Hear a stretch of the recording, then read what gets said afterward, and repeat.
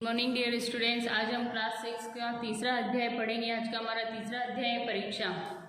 रियासत देवगढ़ के दीवान सरदार सुजान सिंह बूढ़े हो गए थे। जीवन के अंतिम दिनों में अब उन्हें परमात्मा की याद आई। जाकर महाराज ने विनय की। दीनबंधु दास ने श्रीमान की सेवा 40 साल तक की। अब मेरी अवस्था भी ढल गई। राजकाज संभालने की शक्ति नहीं रही।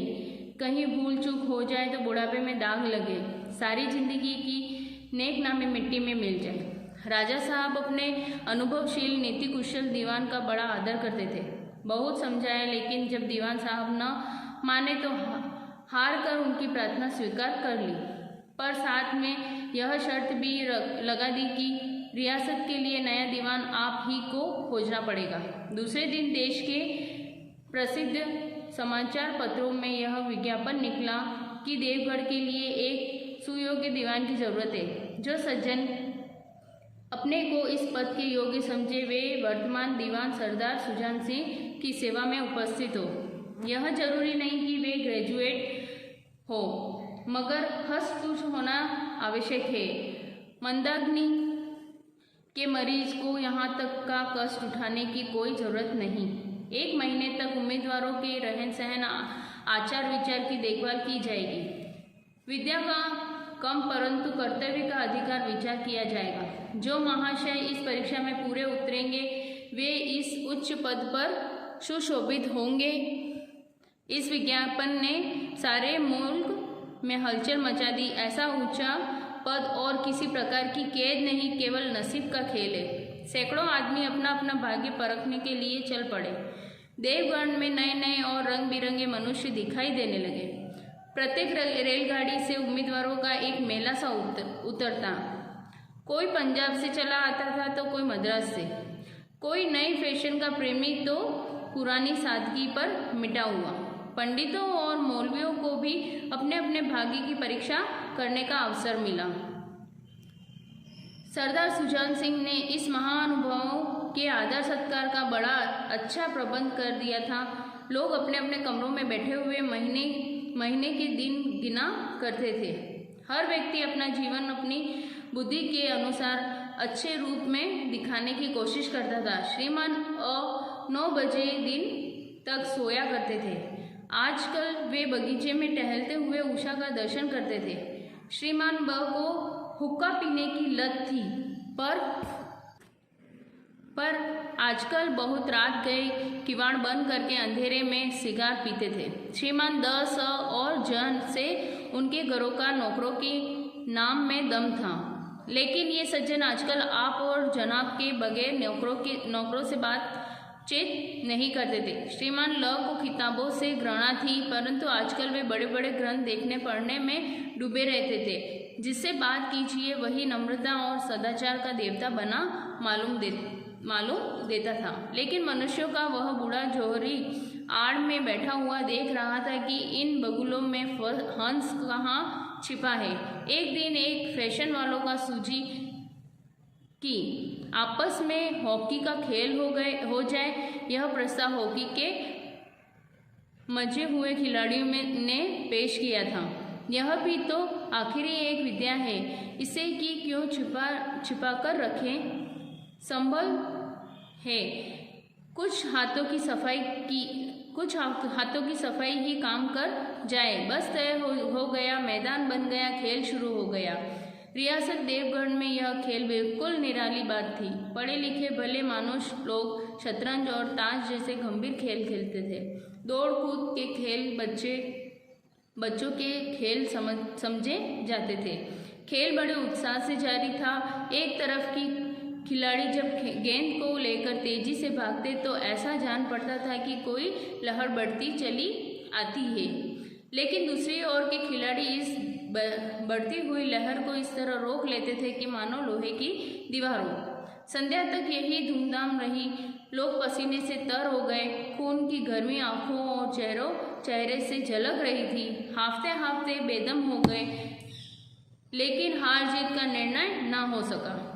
अंधेरा हो गया था। इस मैदान से जरा दूर हटकर एक नाला था, उस पर कोई पुल न था। पथिकों को नाले में से चलकर आना पड़ता था।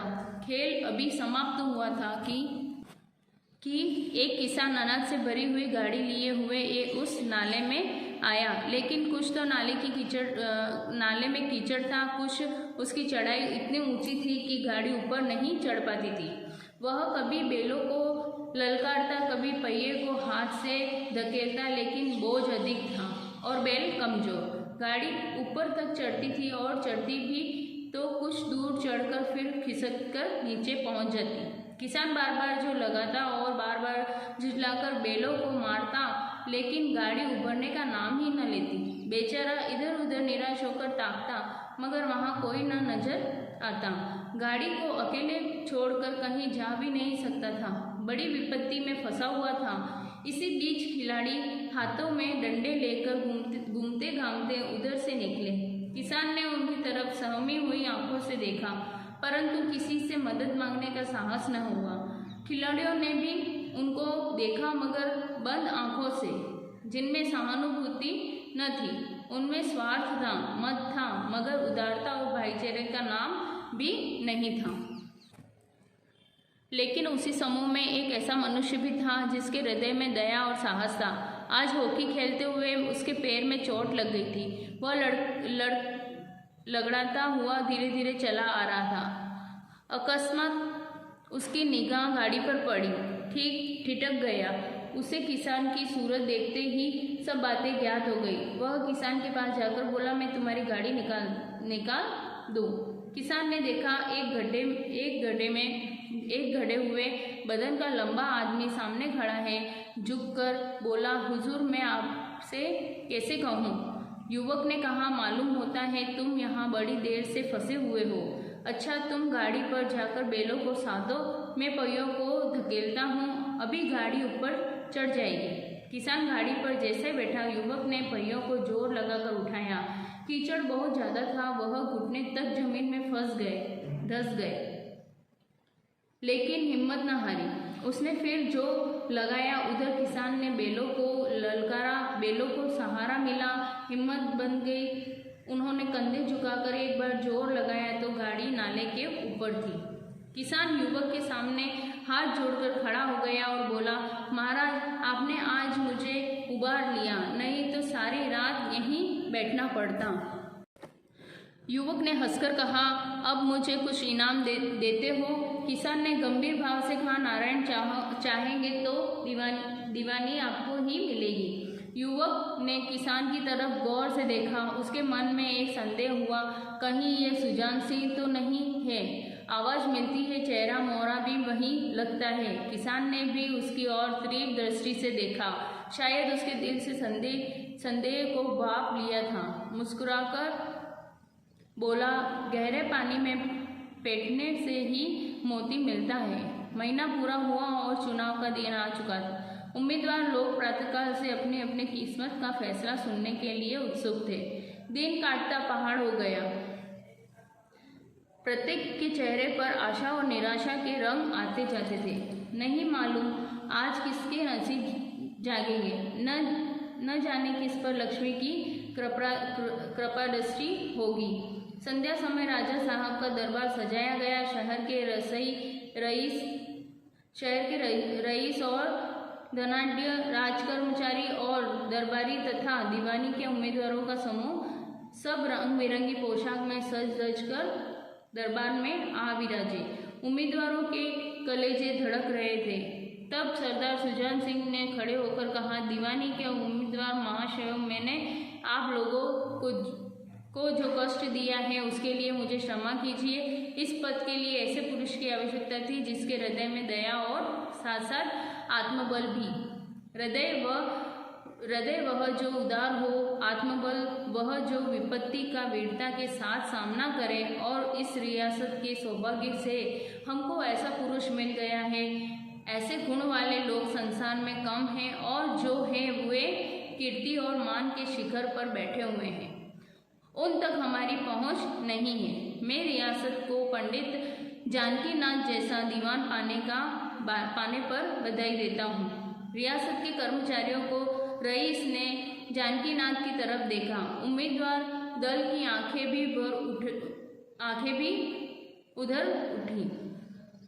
मगर उन आँखों में सत्कार था, इन आँखों में ईर्ष्या। सरदार साहब ने फिर फरमाया, आप लोगों को यह स्वीकार करने में कोई आपत्ति न होगी कि जो पुरुष स्वयं जख्मी होकर भी एक गरीब किसान की भरी हुई गाड़ी को दलदल से निकालकर नाले के ऊपर चढ़ा दे, उसके हृदय में साहस, आत्मबल और उदारता का वास है। ऐसा आदमी गरीबों को कभी न सताएगा। उसका संकल्प दृढ़ है जो उसके चित्त को स्थिर रखेगा। वह चाहे धोखा खा जाए परंतु दया और धर्म से कभी पीछे न हटेगा।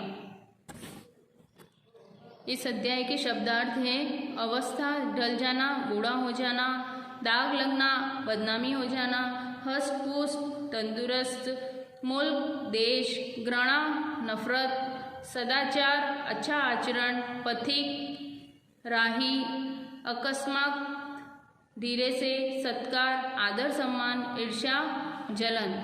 Thank you.